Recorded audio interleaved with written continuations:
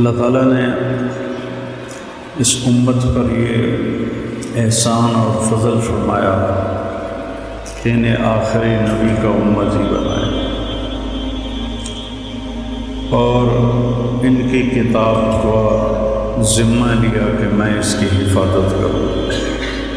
انا نحن نزلنا الذکر وانا لہ لحافظون۔ جیسے میرے نبی پر اترا تھا یہ ویسے ہی میرے سامنے پڑا ہوا۔ 1935 میں جرمنی بہت طاقتور ہو گیا تھا۔ وہاں کے پادریوں نے 70 بائبل کے نسخے اکٹھے کیے، 70۔ ان کو جب آپس میں ملایا تو کوئی ایک نسخہ دوسرے سے نہیں ملتا تھا۔ اس میں کچھ اور لکھا ہوا ہے، اس میں کچھ اور لکھا ہوا ہے، اگلے میں کچھ اور لکھا ہوا ہے، اگلے میں کچھ اور لکھا ہوا ہے۔ تو انہوں نے اس پر قیاس کرتے ہوئے قرآن اکٹھا کیا۔ 1935 میں ابھی پریس اتنا عام نہیں تھا تو ہاتھ کے لکھے ہوئے نسخے زیادہ تھے، تو 40,000 قرآن کے نسخے اکٹھے کیے۔ اپنے تو 70 اکٹھے کیے، ہمارے 40,000 اکٹھے کیے، اور سارے کے سارے نسخوں کو انہوں نے کئی سال کی محنت کے بعد جوڑ کے دیکھا، جوڑ کے دیکھا، جوڑ کے دیکھا۔ 40,000 نسخوں میں کوئی فرق نہیں تھا۔ اللہ نے اس کی حفاظت کا ذمہ لیا۔ تورات، زبور، انجیل کسی کو یاد نہیں ہوتی تھی، کوئی اس کا حافظ نہیں ہوتا تھا، اس لیے ان کی نماز میں تلاوت نہیں تھی، تسبیح تھی جتنی کوئی پڑھ سکے۔ لیکن ہمیں اللہ نے ایسی نعمت عطا فرمائی کہ بوڑھا بھی یاد کر لیتا ہے، جوان بھی یاد کر لیتا ہے، بچہ بھی یاد کر لیتا ہے، اور اگر وہ اس کا مطلب جانتا ہو اور نماز میں قرآن پڑھ رہا ہو تو وہ ایک نئی دنیا میں ہوتا ہے، ایک نئے جہان میں ہوتا ہے جس میں گم ہو جانا۔ حضرت علی رضی اللہ تعالیٰ عنہ علیہ السلام کو تیر لگا تو انہوں نے نکالا تو نکلا نہیں، تو انہوں نے چھوڑ دیا کیونکہ تکلیف بہت ہو رہی تھی۔ تو وہ نماز کے لیے کھڑے ہوئے تو انہوں نے تیر آرام سے نکال لیا۔ تو نماز کے بعد فرمایا تیر نکال لیا؟ کہا مجھے خبر بھی نہیں ہے، مجھے پتہ بھی نہیں چلا۔ تو نماز ایک میں جب قرآن آتا ہے تو ایک الگ جہان قائم ہو جاتا ہے۔ تو اللہ تعالیٰ نے اس کی حفاظت کا انتظام کیا، اس کے حفاظ بنائے۔ ہمارے جو عجمی بچے ہیں وہ عربوں سے پہلے یاد کر لیتے ہیں، کیونکہ عرب بچوں کو عربی آتی ہے نا، تو وہ ہم مانا لفظ جب بھول جاتے ہیں تو ساتھ دوسرا کوئی لگا دیتے ہیں۔ ہمارے بچوں نے تو رٹا لگانا ہوتا ہے، تو انہوں نے وہی کہنا ہوتا ہے جو یادداشت میں ہوتا ہے۔ تو اللہ نے اس کی حفاظت کا اس طرح انتظام فرمایا۔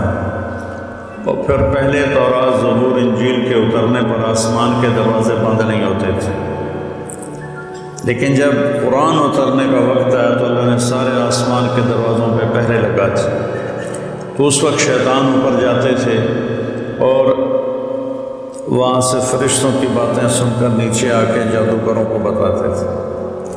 جب اللہ نے قرآن اتارنے کا نظام چلایا تو آسمان کے دروازے بند اور ان پر پہرے لگا دیے۔ اب جب کوئی شخص الا من استرق السمع فاتبعه شهاب ثاقب، جب کوئی شیطان اوپر چڑھتا تھا تو فرشتے اس پر آگ برساتے تھے، وہ جل کے بھسم ہو جاتا تھا۔ تو اللہ نے قرآن کی حفاظت کا اس طرح انتظام کیا۔ اور پھر میرے نبی نے فرمایا وَإِذَا الْتَبَسَتْ عَلَيْكُمُ الْأُمُورُ كَقِطْعِ اللَّيْلِ الْمُظْلِمِ فَعَلَيْكُمْ بِالْقُرْآنِ۔ جب رات اندھیری کی طرح فتنے چھا جائیں اور ہاتھ کو ہاتھ سجھائی نہ دے تو تم قرآن کو مضبوطی سے پکڑ لے کہ اس میں کوئی چیز داخل نہیں کر سکتی۔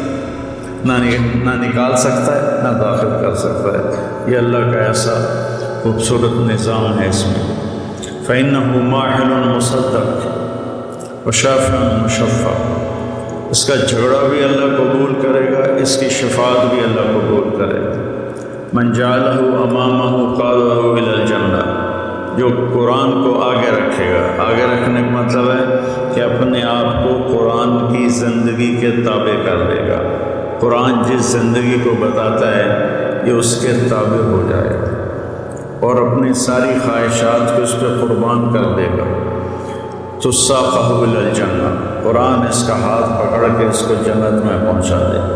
مَنْ جَعَلَهُ خَلْفَ ظَهْرِهِ، جو اسے پیٹھ کے پیچھے پھر کر دے گا۔ کیا مطلب؟ کہ قرآن کی زندگی کا پابند نہیں رہے گا اور اپنے نفس کا غلام بن جائے گا۔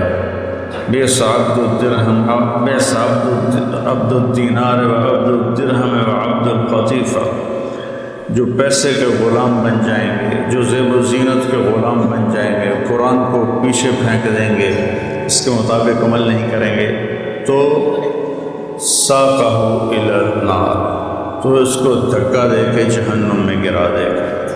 تو بھائیو یہ بہت بڑی نعمت ہے، اس کی تلاوت بھی کیا کرو، اور اب اتنے ترجمے ہو چکے ہیں قرآن کے، کچھ وقت نکال کر اس کا ترجمہ بھی پڑھا کرو کہ اللہ کیا کہتا ہے۔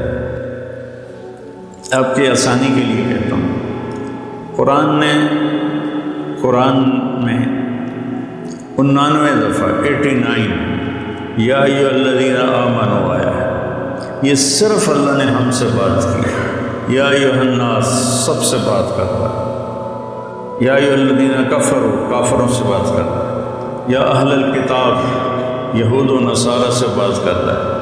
یا ایھا الذین ہادوا صرف یہودیوں سے بات کر رہا ہے۔ قل یا ایھا الکافرون صرف کافروں سے بات کر رہا ہے۔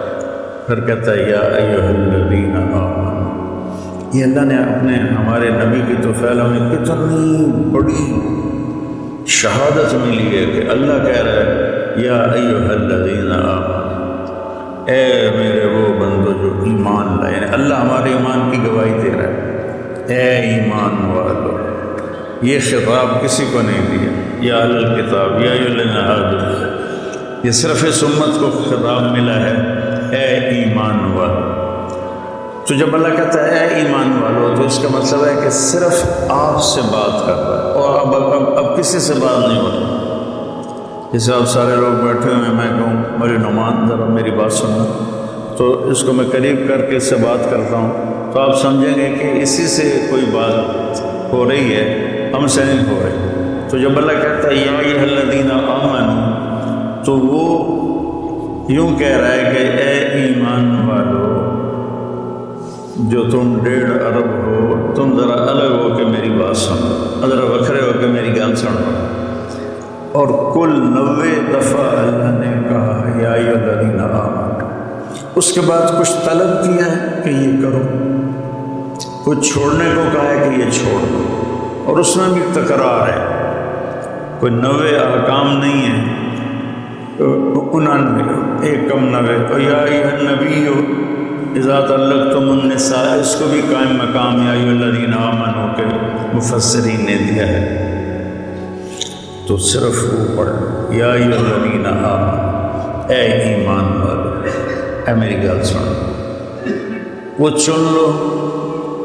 اور اس پر کتابیں بھی لکھی ہوئی ہیں، الگ کتابیں ہیں، ان کا ترجمہ بھی ہے، تو وہ پڑھ لو۔ اصل ہے پورے قرآن کو نہ، چلو اتنا ہی پڑھ لو، تو قرآن سے ہمارا دل لگ جائے۔